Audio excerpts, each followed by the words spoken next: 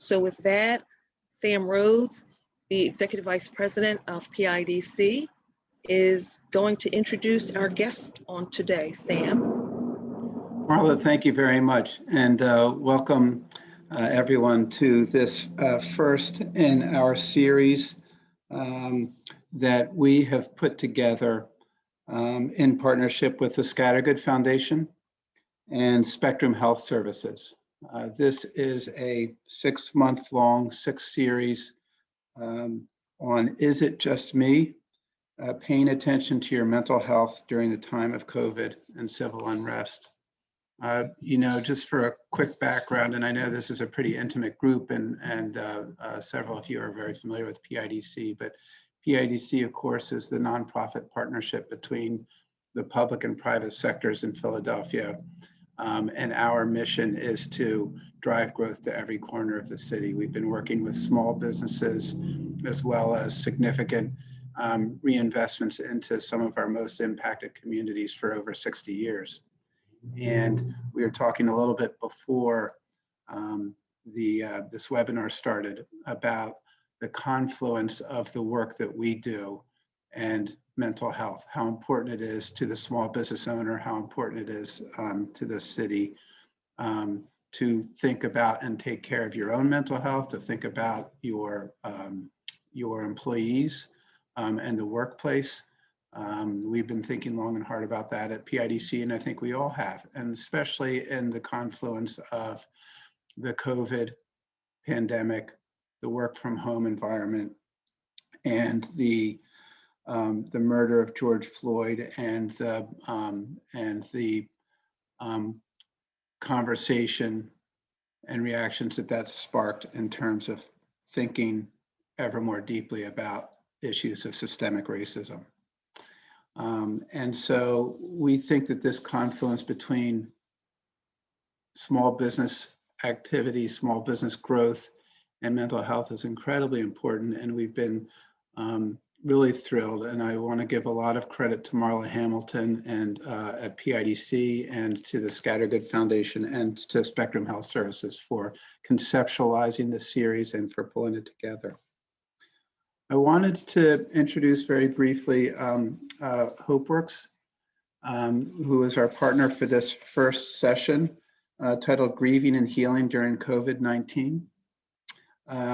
HopeWorks Camden is a regional nonprofit organization with a focus on education, technology, and entrepreneurship that provides a positive healing atmosphere that propels young people to build strong futures and break the cycle of violence and poverty.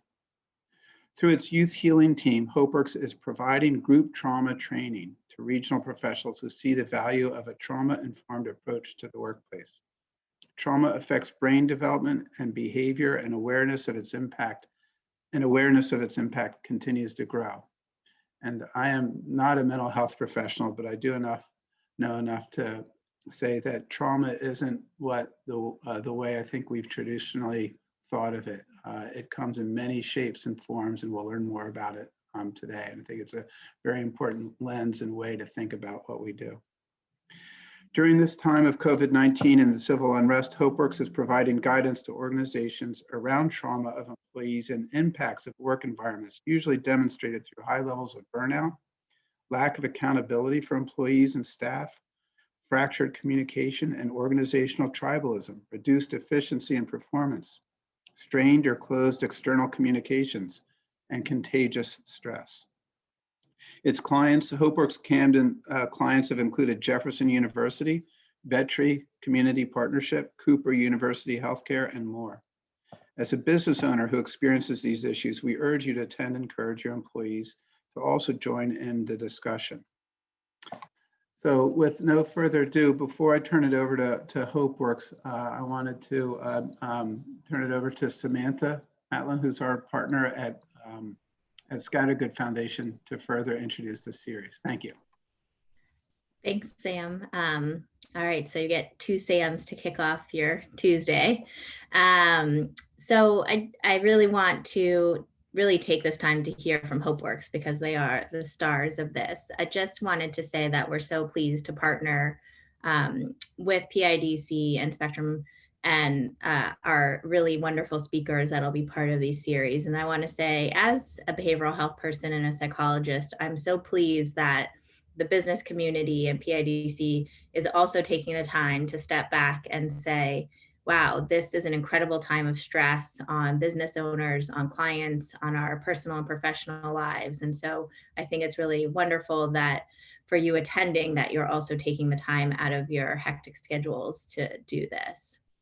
And I listened to a webinar 2 weeks ago from a group of researchers at Penn that are looking at resilience and trying to understand resilience during COVID, because we know we are seeing elevated levels of stress, anxiety, and depression, and substance use in many populations. And I just wanted to start off, as we hear from HopeWorks and the wonderful young people that are going to present, to think about some of the factors that they're studying that seem to be protecting people during this stressful time. And these are people who either had pre-existing behavioral health challenges or are experiencing them maybe for the first time. This is what the 5 things they're studying. Being part of a positive neighborhood, having harmony in relationships, self-reliance, emotion regulation skills, and confidence in relationships.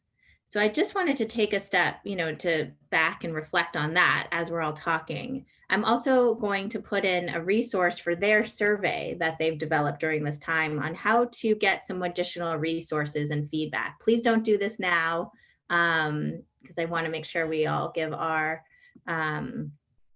panelists the attention, but I want to put this as a resource that's looking at those 5 factors and something to be considering.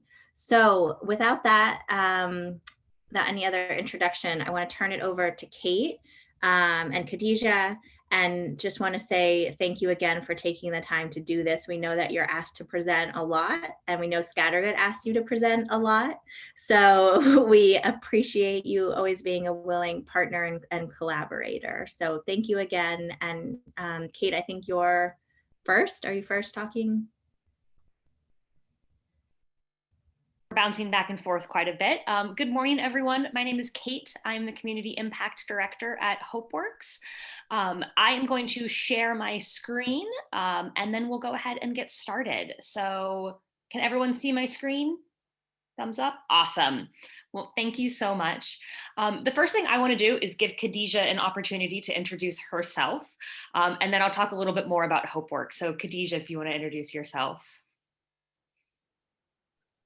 Yes, good morning, everyone. I appreciate everyone on this call. My name is Khadijah. I am a youth healing intern, and I am 26 years old. Awesome. So before we get started, HopeWorks Camden, like Sam said, is a nonprofit in Camden, New Jersey. We work with young people who are 16 to 25 and help them find sustainable careers, right? We're workforce development at our core.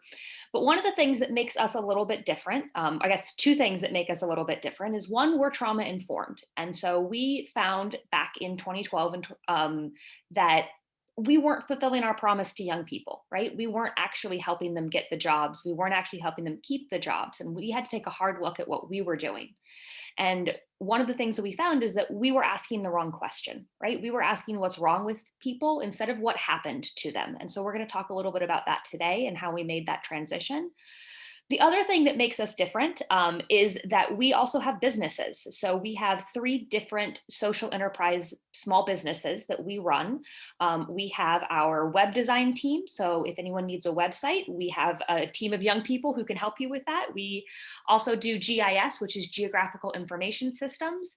And we have the youth healing team. So after young people finish our training program, we actually hire them. So if we're asking other organizations and other businesses to hire our young people, we're going to take that risk first and hire them and make sure that they are extra ready to go out into the workforce. But that also means that we get impacted by a lot of the same things that I know so many of you have been dealing with during the pandemic, in terms of figuring out how to work from home and still have business clients, and figuring out what to do during an economic downturn. And it's been very stressful on us, and going back to our trauma-informed roots has really helped us. So the youth healing team created this presentation about how to deal with trauma and toxic stress during this time.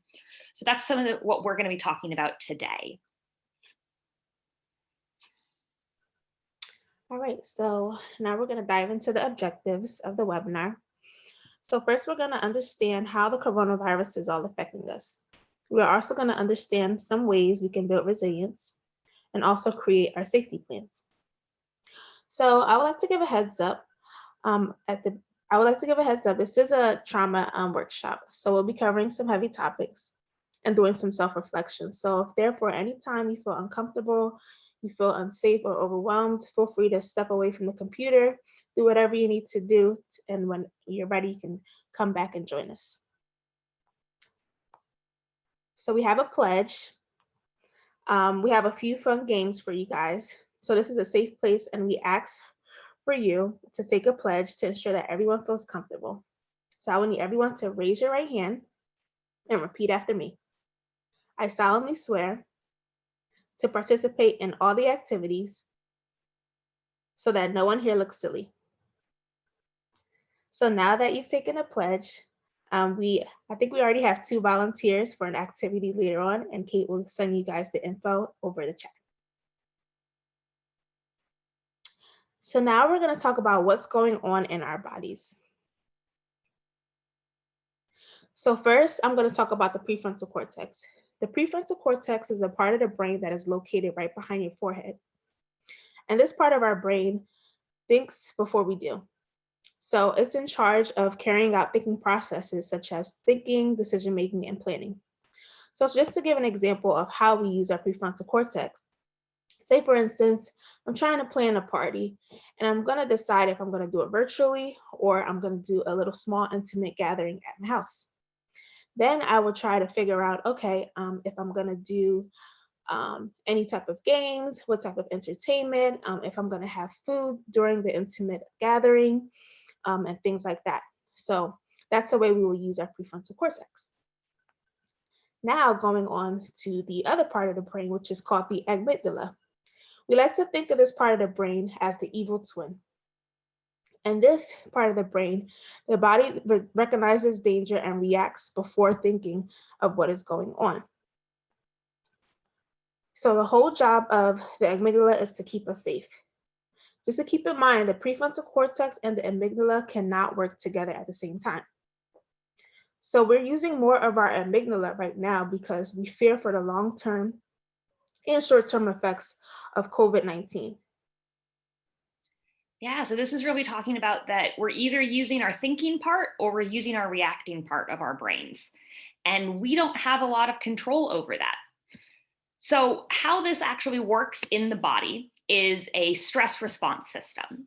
So to just go through this really fast, we have our prefrontal cortex that Khadijah just explained. So when the prefrontal cortex gets information from our 5 senses, it makes a decision really fast if something's scary or not. And if it's scary, it kicks it over to the amygdala.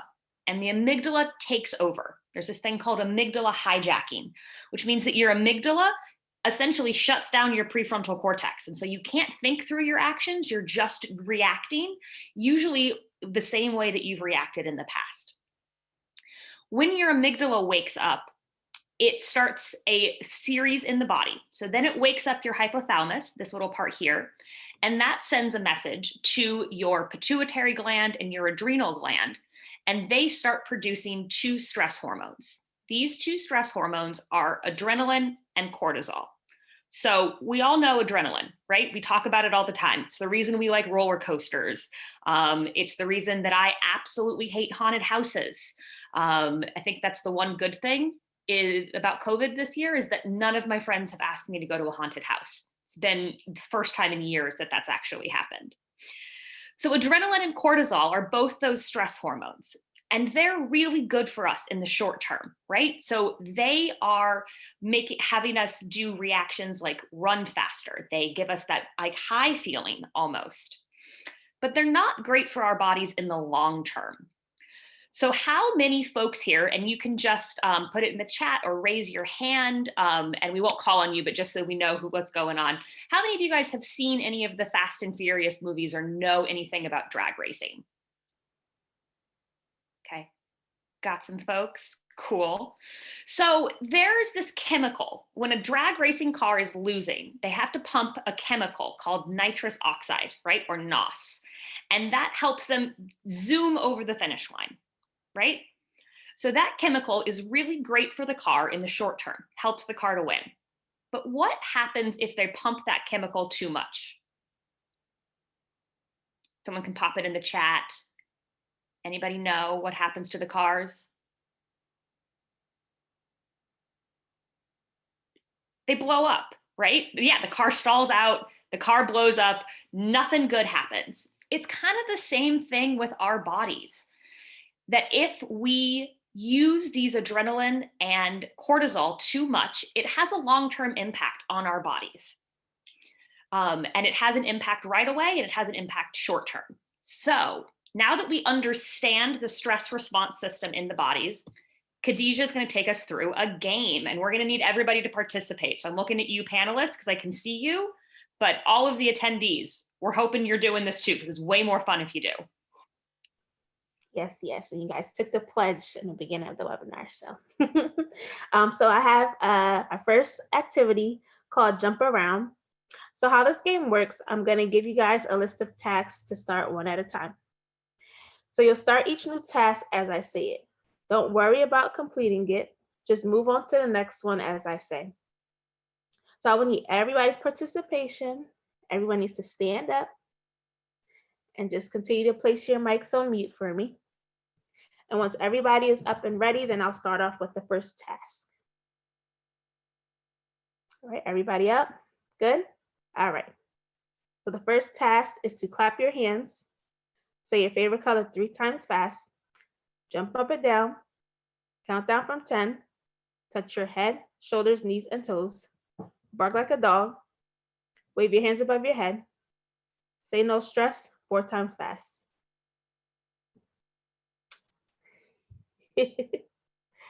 All righty. Thank you guys so much. You guys can have a seat now. So how was that game? Was it fun? Was it easy? You guys can unmute yourself or write in the chat box. How do you feel about it? Loosen me up. Yeah, it was fun. Which I need. So far, so good. Get you guys moving a little bit this morning. All right, so even though, this was like kind of easy for you guys, do you guys remember the 4th task that I mentioned? Anybody remember? Unmute yourself or write in the chat box. No stress, no stress, no stress, no stress. Nope, that would be the last thing I said. Okay, we got some answers in the So chat. So bark like a dog, stand up, pat your head. Oh yeah, Savannah and Samantha count down from 10. Yeah, you're right on the nose. So that was the 4th thing, the 4th task that I've mentioned during the game. So that's very good. For most people, it was kind of hard to remember what I said, right? So the reason why you guys were having a hard time is because I was giving you guys those rapid instructions, which cause you guys to enter a state of stress. Your amygdala takes over and triggers the stress hormones, adrenaline, cortisol, such as Kate mentioned earlier. So these hormones decrease short-term memory. So they have a big impact on short-term memory. So pretty much when you're in a stressful state, you have the less ability to use your prefrontal cortex, the part of the brain, which I mentioned before, is responsible for learning and decision-making as well as memory. So these reactions can happen when you're experiencing fun stress. Imagine what happens when you're dealing with stress for a longer period of time. For example, longer than this game. Yeah, so we played this game to show the impact that even just 20 seconds of stress can have, right? And that makes sense. If we think about it biologically, our stress response system is supposed to keep us safe. And if we are running away from a bear in the middle of the jungle, it doesn't matter if we remember exactly what's happening, as long as we have that tunnel vision and we're focusing on what comes next. So that's why this happens. But it also means that when we're put in stressful situations, we don't necessarily have access to our entire thinking part of our brains. So we're going to talk about the 3 different types of stress that exist. So we have positive stress, tolerable stress, and toxic stress. So positive stress, this is a brief increase in your heart rate and a mild elevation of those hormone levels, right? So that's that adrenaline and that cortisol. So positive stress is how stress is supposed to work in the body. And it's actually a really good thing, right?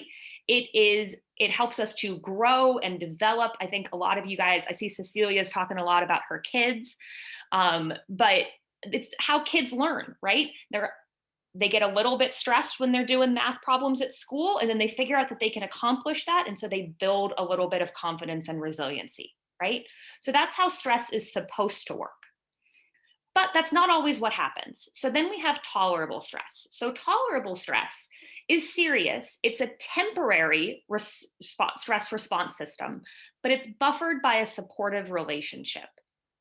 So this is something where we go through something that's going to last a little bit longer and be stressful for a longer period of time, but it has an end in sight, right? It is a start and a finish, and we have those supportive relationships. So maybe a really great example of this is one of our young people, one of our other interns, recently lost her father, and her mother started to experience panic attacks. And the more that she was trying to figure out what was going on, the more she was experiencing those panic attacks, because she'd never been through the loss of a husband before, right? And so it was something that she'd never experienced before.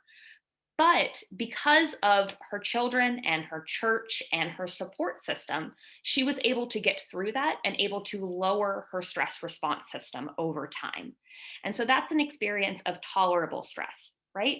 Her hormone levels were increased for maybe longer than they should have been, and what we would have wished for her, but they did eventually come back down.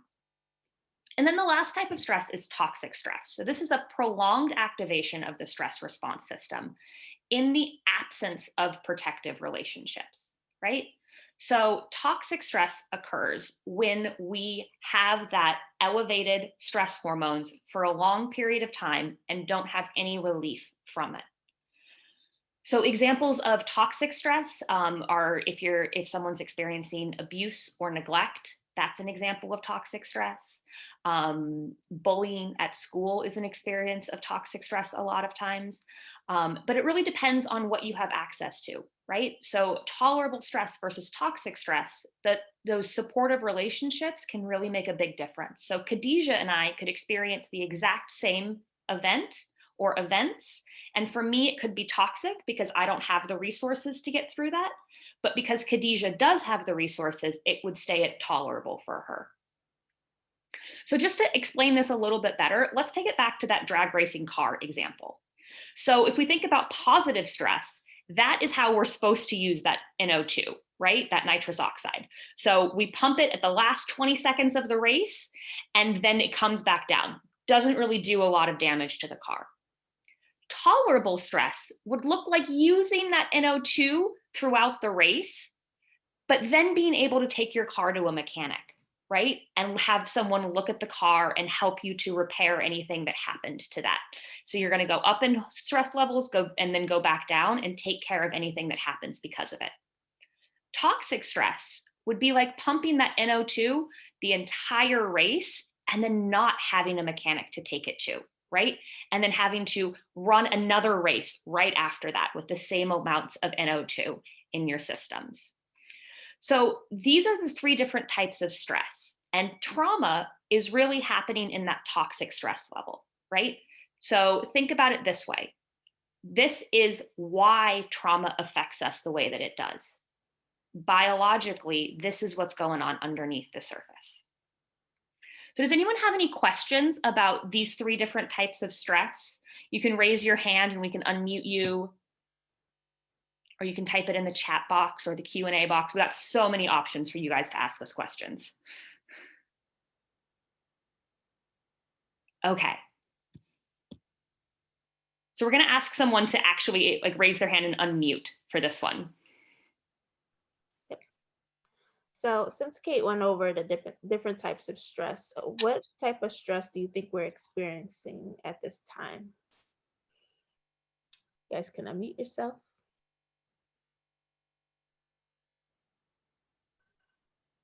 So great question, Mark. Are you able to increase the amount of stress that you can handle? Absolutely, right? And that is really done through resiliency and your support system. So the bigger your support system and the more support you're able to get and give, the more stress you're able to handle over a period of time. Great question. So does anyone want to give us a thought about what type of stress you think we're experiencing? If we're in the tolerable stress, the toxic stress? I think I was thinking about this, I was thinking that it's tolerable stress and that I'm definitely trying to utilize all the resources to make it tolerable. There are some positive stressors. I've never been able to spend so much time with my kids. So, even though it's stressful to work and have her home for school, I really get to see an insight into her school that I never would have normally. And then the other things, that make it tolerable are having family to help, so that I can be here with you and not helping her with her reading right now. Yeah, so definitely some things that are positives, but maybe hanging out here in this tolerable, right? Trying to use the resources. Cecilia in the chat brought up a really great point of like, there's not really an end in sight, right? And so what might have started off in this tolerable thing of, hey, I'm using all my resources, might sneak down here into this toxic now, because we've been here for 7 months, 6 months, 7 months, a long time, right? And so the longer we're here, the more that it's probably in this prolonged activation stage. Anyone else want to share their experience?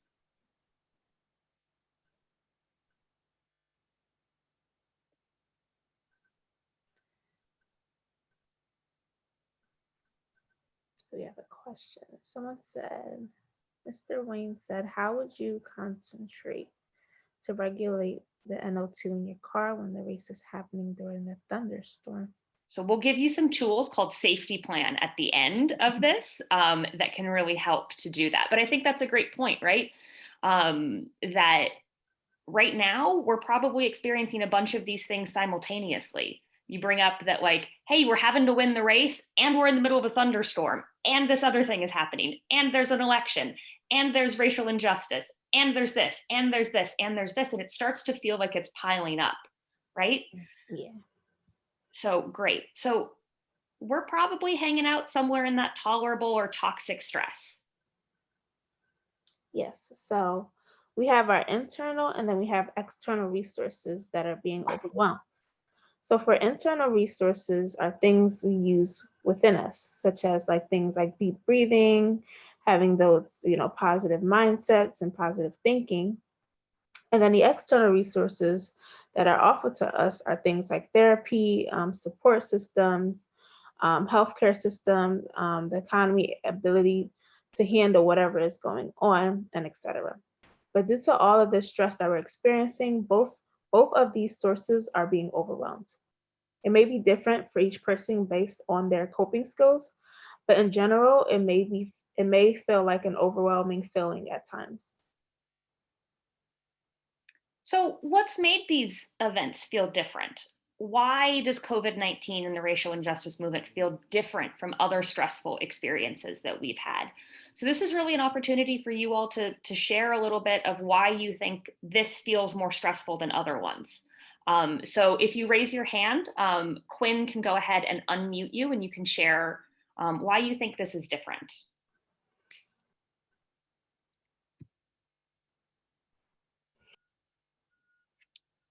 Okay, looks like Kellyanne. Awesome. Can you hear me? Yes, good morning, Kellyanne. Good morning.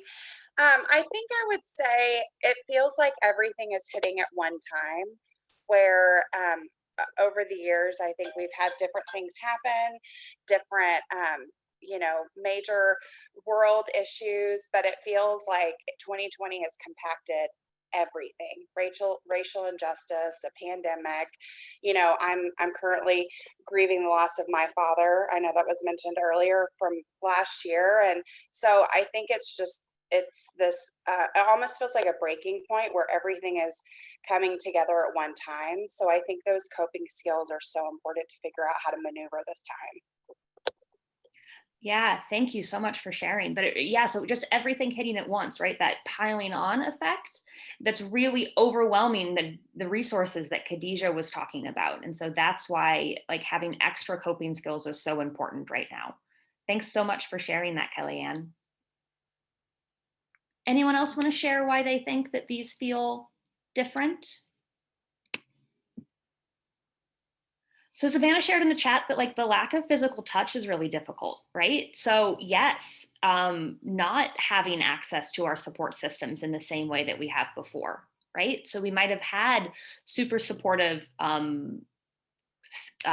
people around us and we're able to get a hug when we needed it and things like that. And that's been really, really hard to not have. So at the same time, we're having an increase in the amount of stress and a decrease of how many coping skills we have access to, right? So I think that's really, really also.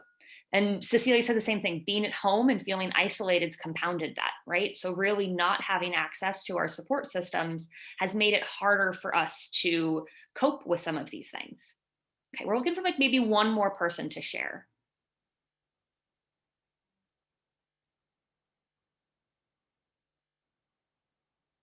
You took the pledge, let's see, it's 9:30. You took the pledge like maybe 20 minutes ago at most.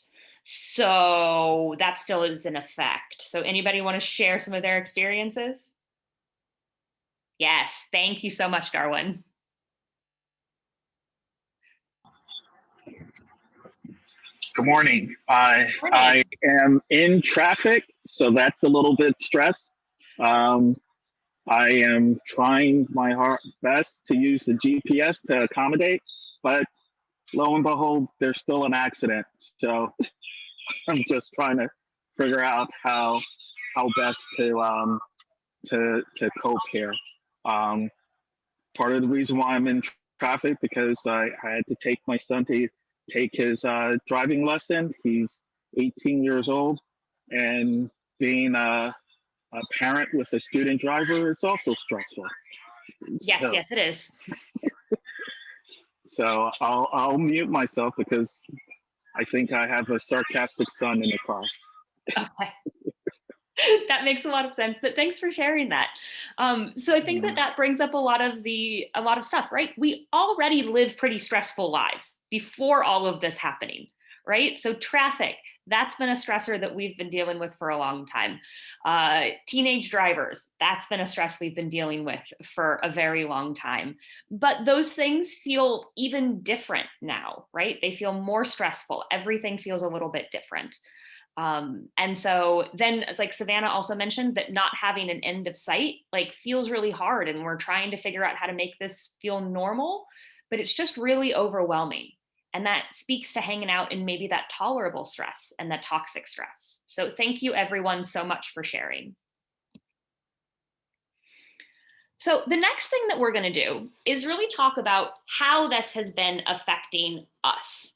So we know that eventually these stress responses take a toll on our body, right? So they're already taking a toll. We saw that with the memory and not having access to it during that 20-second jump around game. But it also has implications for our bodies, minds, emotions, and behavior, right? So some examples of physical effects that we might be feeling in our bodies is like weight gain or weight loss, right? I've been feeling headaches. I've had more headaches in the last 7 months than I have before. I wake up and I'm like, oh, great, my jaw was clenched all night. Fantastic. Looks like I'm going to have a headache all day. We also have some things going on with our thoughts, right? So maybe we're constantly thinking about the coronavirus, constantly thinking about how it's going to impact our business, constantly thinking about our employees. Also might have some implications for emotions. I've heard a lot of folks say that they just feel like their emotions are a lot closer to underneath the surface. That their fuse is a little bit shorter, that they have higher highs and lower lows. And then it also has some implications for our behaviors, right? So starting to depend on negative coping skills. Like Sam mentioned at the very beginning of this, like there's been an increase in substance abuse and substance misuse during this time. And so we really want you all to think about all of these things that you've experienced, and we actually have a poll that we're going to ask you to fill out. So Quinn, could you launch the poll for us? Okay, so if you haven't done a poll before, all you have to do is this is totally anonymous. You can choose as many of these things as you would like. So we have physical symptoms. So this is aches and pains, stomach issues, nausea, dizziness, any chest pain or like a rapid heart rate, weight change. I've heard it said that it's not the freshman 15 anymore, it's the COVID-19, which I appreciated a lot. Getting colds and the flu more frequently, or just feeling like you don't have as much of an immune system, headaches, loss of sleep. For thoughts, thinking about memory problems, inability to concentrate, poor judgment, anxious or racing thoughts, or constantly worrying. And then there's some questions on emotions and behavior. So go ahead and fill out the poll. I will also fill it out. I don't usually get to fill out these because I'm running them. This is so much fun for me.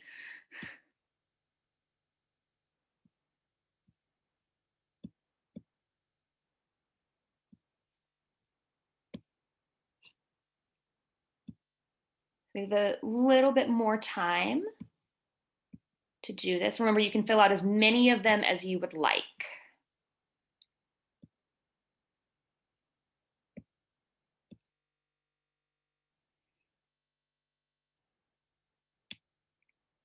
And then Quinn, if you can just let me know when it seems like folks have finished.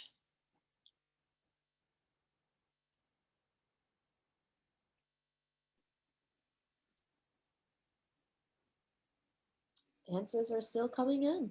Awesome. Yeah, take your time. This is the time during Zoom. I wish we had like hold music or something.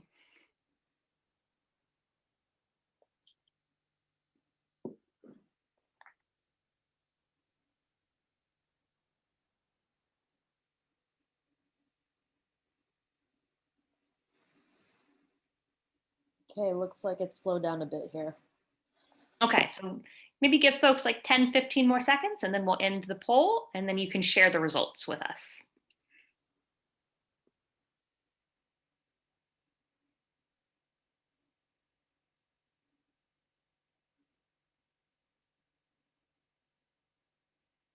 Okay, how about we go ahead and end the poll, and then there's a button that says share results. Awesome, thank you. So just running through this real fast. The first thing I want to mention is that there is not a single thing on here that two or more people have not experienced, right? So the first thing is that all of this stuff, you are not experiencing it alone, right? And that's really important to remember because a lot of these things feel really isolating when they're happening. But in reality, they're our body's normal responses to a really abnormal situation. So under physical symptoms, folks are talking about weight change, loss of sleep, are kind of the two big ones. But again, everyone's experiencing at least one of these things, if not more than one of them. Under thoughts, memory, inability to concentrate, and like anxious or racing thoughts were the big ones, with inability to concentrate being the biggest one. So if we think back to what we talked about with the prefrontal cortex versus amygdala, it makes a lot of sense that we're having a harder time concentrating on things, right? Because that concentration, we're probably trying to use our prefrontal cortex. And if we're hanging out in our amygdalas because we're so worried about things that are going on, it is going to be a little bit harder to concentrate on things. Under emotional symptoms, the two tied is like feeling anxious or agitated, and then feeling overwhelmed with moodiness, irritability, and anger right up there. So we've heard, Khadijah and I have done a lot of these, and we've heard from a lot of people that, again, they just feel like their emotions are a little bit closer to the surface, and that things that normally wouldn't upset them are getting a little grating. Right? Like partners not doing the dishes, kids not doing the dishes, right? That's been one for me that I know has been a trigger, and I'm the one who leaves the dishes in the sink sometimes, right? I do it just as often as everyone else, but I feel like I'm getting way overblown about it. And that just could be because we're trapped in the house with people. And then for behaviors like eating more, eating less, sleeping too much, sleeping too little, and then everything in between, right? I'll call myself out on the procrastinating. I found myself procrastinating things a lot during this time of like staying up late to finish a work project in the middle of the night when I could have been doing it earlier, and I just couldn't find the motivation to get it started. So we have a question, but it's not letting me see it. Quinn, could you maybe? I think it was more of a comment of saying, I don't see anything wrong with having bourbon in my coffee as a joke. Oh no, I totally missed that. But no, I think it's like fair, right? I, especially during the first few weeks of quarantine, how many of you guys had to go to the store multiple times to stock up on wine for quarantine? Like, I'm going for all of quarantine. I'm just going to go grab some wine. And then it was like a week later and I was like, I'm going back to grab wine for all of quarantine. So no, I totally agree that that's definitely one. My wine selection I've gone through it quite a bit faster than I normally would. Did this bring up anything else for anyone else? You can raise your hand or put it in the chat.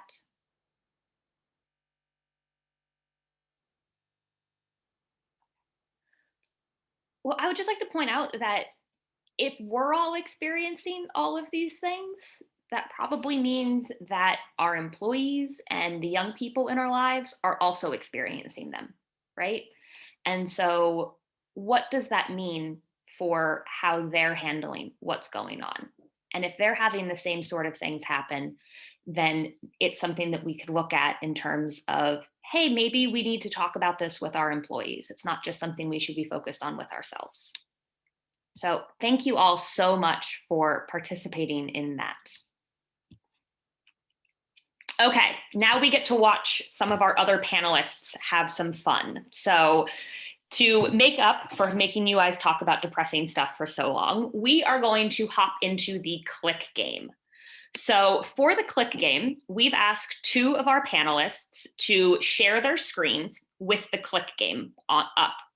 And all they have to do is they just have to click in this box as many times as they can in 60 seconds. Sounds pretty easy, right? So I am going to unshare my screen and I am going to ask Marla, will you go ahead and share your screen?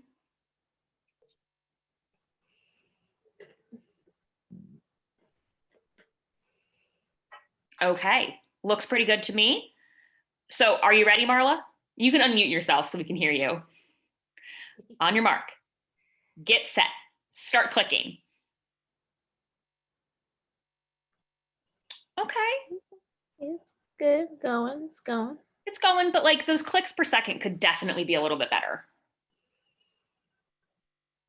Okay. Marla, what'd you do? What happened? Okay, hit the okay button, but it looks like you're breaking our game. It stopped. Yeah, so go up and click the okay button. Your time's still going. You got to keep going. You see okay right my there? computer has frozen. I can't scroll. Oh, goodness. Okay. Well, you shouldn't be able to scroll. Hit the okay button.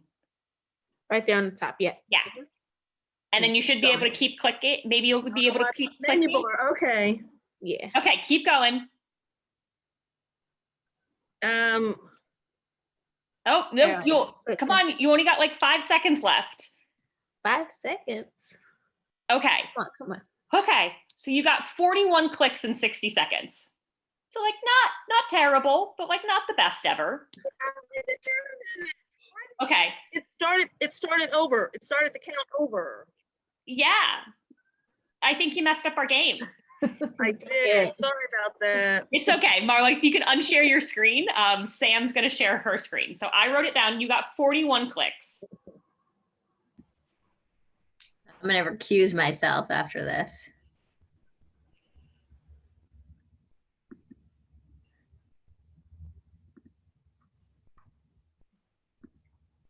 One second, sorry. had the link. Okay. Coming back. All right, am I good? Yeah, you're good. Okay, scroll down a little bit. Okay, cool. On your mark, get set, start clicking. Okay. We can't see your score, but okay, there we go. Perfect. Oh, she's even going full screen on us. Look at her go. Well, since So I can't click, might as well. Okay. What happened? It started over again. I'm so sorry. Marla must have done something to this. Yeah, I'm sure what's going Marla on. did do it. Yeah, but it's definitely not your fault. I think it's Marla. Yeah, definitely. You got this. Keep going. Okay, it reset again. I'm really sorry about that, but like you really got this, Sam. You just got to keep clicking, keep going. Getting up there. Okay, those clicks per second are looking pretty good. Yeah. Okay. These last 10 seconds. These last 10 seconds. Make it count. There you go. Got it. Okay. Okay. 68 clicks in 60 seconds. Congratulations. Awesome. Thanks.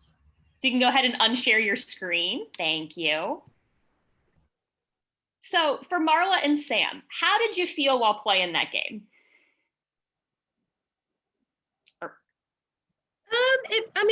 It was fun until I couldn't, until my screen froze and I couldn't see the okay because my menu bar was covering that part of the screen. Okay. Yeah. So really frustrated, it sounds like.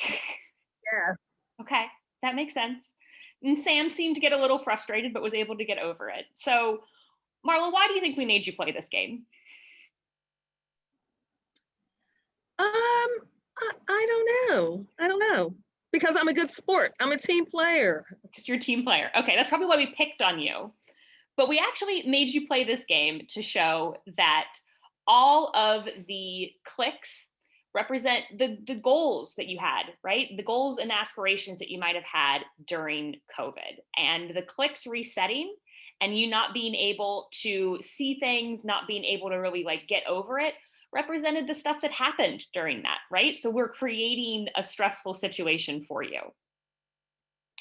So what do you think the difference was in the ways that we were talking to Marla and Sam?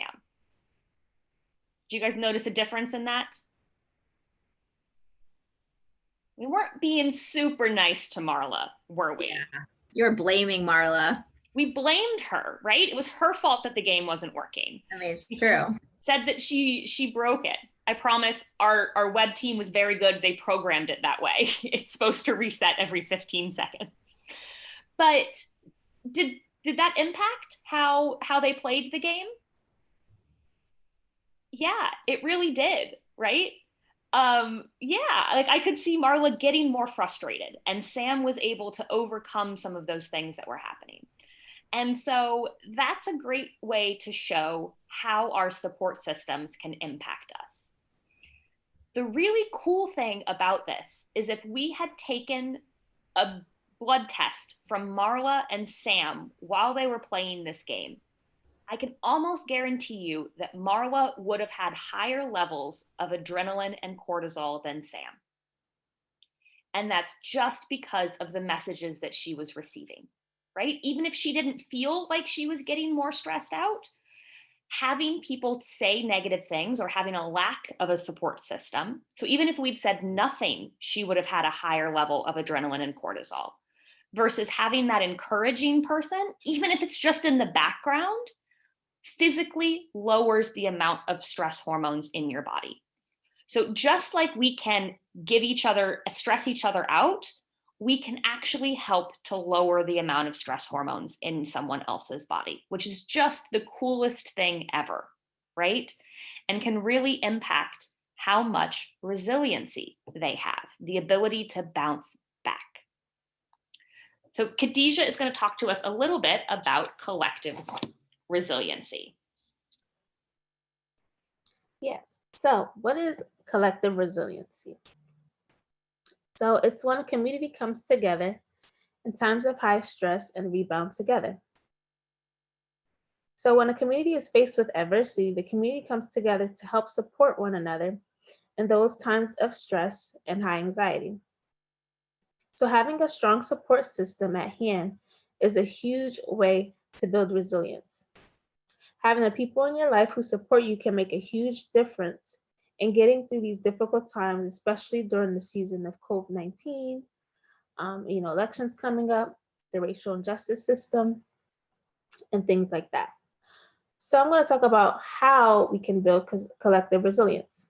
So one way we can build that is to create a safe environment for everyone.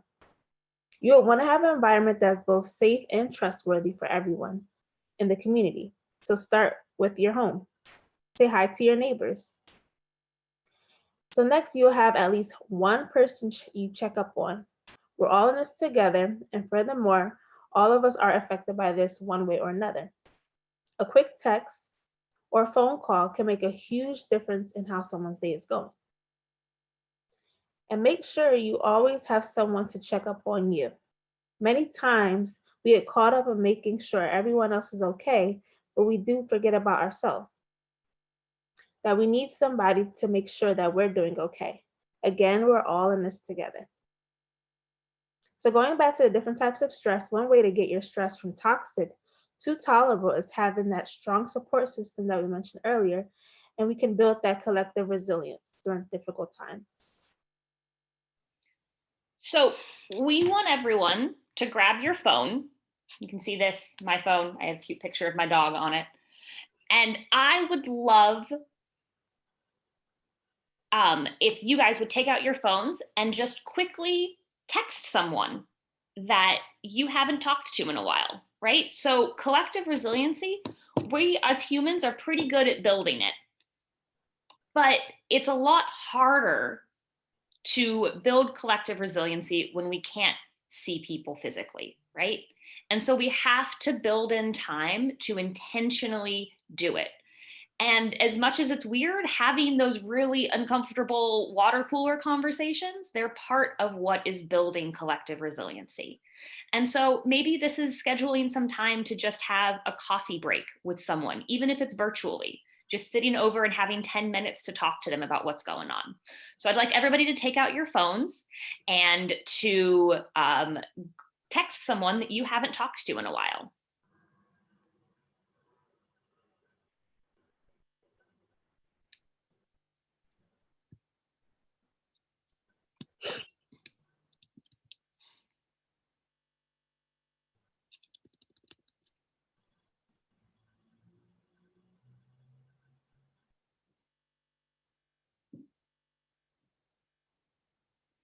Okay, and then we have a question in the chat, which I think really I'd love to talk about. So someone said, I wonder if the response to constantly hearing the negative causes you to tune it out at some level.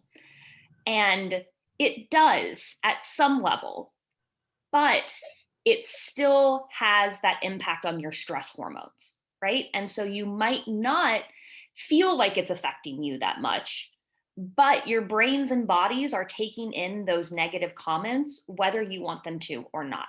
One of my favorite things to think about is it takes 10 good things said about you to block out one negative thing that is said about you, right? So our brains and bodies are programmed to automatically take in negative things because those could be dangerous, right?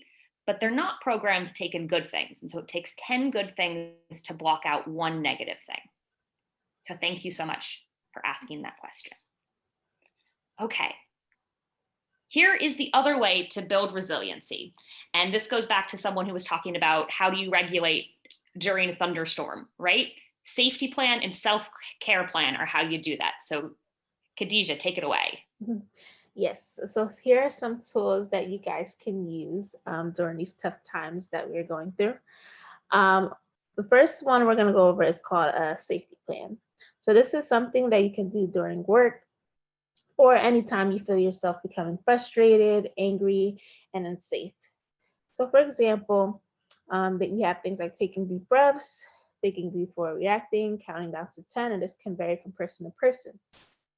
So for my safety plan, for example, If I was to be in the facility at HopeWorks, my safety plan would consist of me, doing deep breathing meditation at the desk. If I get a chance to, I can walk around, take a little lap around the facility, or get a glass of water. But now that's a little different since I'm working virtually. I can, have a little snack instead, and I can do a little walk or a little lap around the neighborhood if I can, and things like that. So, Kate, you want to share yours? Of course. So on my safety plan, and this is something that everyone has at HopeWorks, from our executive director all the way down to someone who walks in our door on day one. On my safety plan, I have square breathing, which is also called tactical breathing. I'll take you guys through it really fast. So how it works is that you inhale for 4, 2, 3, 4, hold for 4, 2, 3, 4, exhale for 4, 2, 3, 4, and hold for 4, 2, 3, 4. So it forms a square or a box when you're doing it. It's a great tactile way, especially for young children, to think about it. But it's also one of the most important and best ways to lower your heart rate and regulate if you're feeling any sort of overwhelming emotion. I also take a second and will try to say the alphabet backwards in my head. This one's a great one when I am about to send that email that I know that I'll regret in 20 seconds, but I just really want to send it. And then while I'm at home, I take a minute and I can cuddle my puppy dog or my cats, right? And that's been something that's really been great for regulating. But the key to your safety plan isn't what's on your safety plan.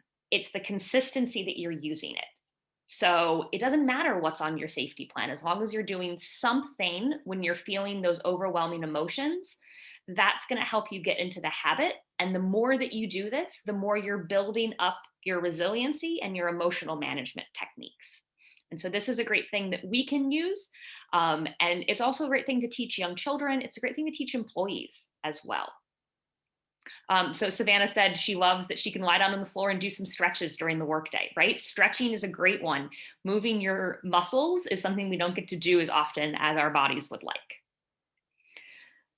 So then we also have our self-care plan, which is a little bit different than our safety plan. Yep. So this is something that you can do before or after you go to work to try to prevent using your safety plan. So we have written out, for examples, taking a nap, exercising, going for a walk in the park. For me, it's a little different. I have a love for dance, so just me moving around and feeling, the tunes and everything. That's on my safe care plan. I love to work out, so I can do that. Now that the gyms are open, I am taking precautions, but that's something on my safe care plan. How about you, Kate? So on my self-care plan, I have doing or teaching yoga. I also am a journaler. I have it next to me. So taking a minute and journaling or calling a friend is a really big part of my self-care plan. And we like to think about this as they work better together. So if you're using your safety plan and your self-care plan, they're great separately, but they're better together. So think about your safety plan as carrying around a glass of water all day. And every time you have an interaction, you're pouring out a little bit of that water, right? Bad interactions, a lot more water. Good interactions, a little bit less. But eventually you'll get to the bottom of your glass, and using your safety plan is like an emergency refill valve of water. But if you're using your self-care plan, you're starting out your day with a bigger cup of water, right? And so you'll have to use your safety plan a little bit less often. So in the chat, I put a Google form. It's the one that says form.google. If you click on that, it'll take you to a website. It's just a Google form. You can put your email address in. I'm not collecting any of this stuff. And you can write 3 or 4 things on your safety plan and 3 or 4 things on your self-care plan. And that will allow you to get an email so that these things can live in your emails. If we were in person, we'd give you these cute little business cards that you could write stuff down on. But since we're not, it's great to just have this live somewhere that you can always access it. And that is all we have for you today. So thank you so much. We hope that these tools of helping to build collective resiliency and individual resiliency are helpful. And it was just helpful to get a chance to think through the ways that stress and trauma during this time have affected you and everyone else in your lives.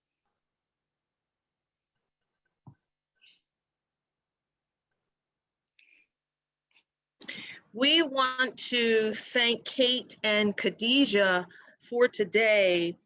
If there are questions, please feel free to put your question in the chat, or you can use your raise hand function and ask the question right now to Khadijah, to Kate.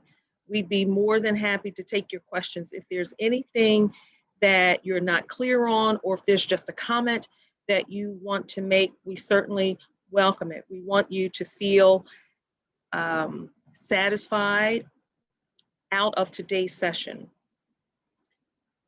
So we've got some comments in the chat. Cecilia says it was great. Thank you, Cecilia. She liked the intro about the brain. Is there something like this for middle schoolers? 2-hour presenters, can you speak to that? Yeah, I think Samantha also mentioned some resources in the chat, but for us, some of these things are great, right? Just talking about some intros to the brain and things like that. We also do presentations for middle school and high schoolers, and it's great to have young people talking to other young people. I'm looking at some of the other chats. I do want to remind you, this is the first webinar of our 6-webinar series. We will have a webinar addressing mental health during the time of COVID-19 and civil unrest. The title, Is It Just Me? We will host this webinar the 3rd Tuesday of every month at 9 o'clock. We're only asking for 1 hour of your time. We will tell you that the next webinar is scheduled for Tuesday, November 17th.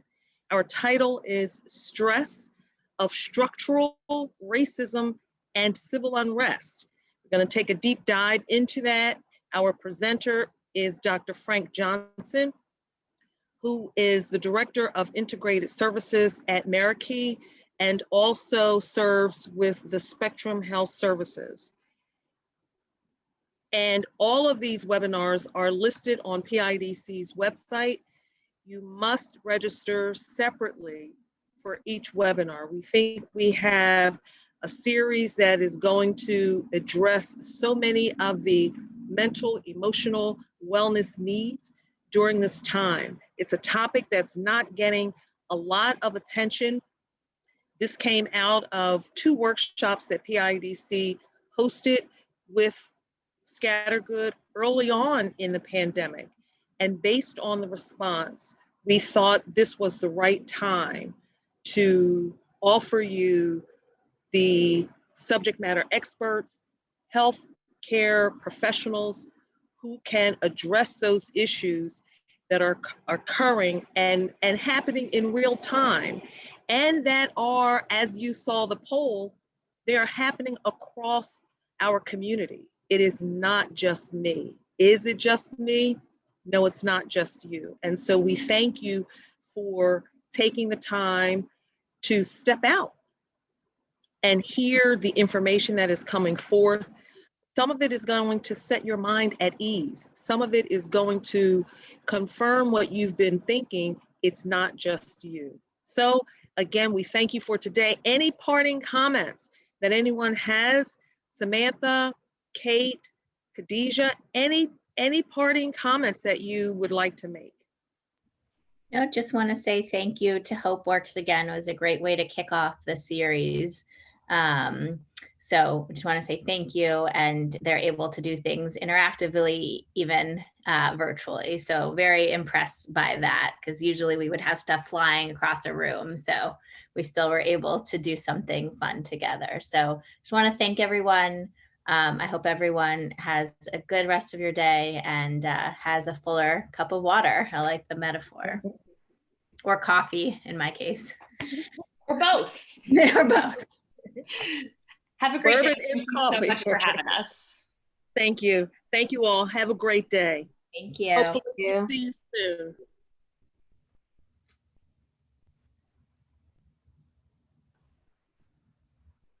Thank you, Martha. Dr. Williams, thank you.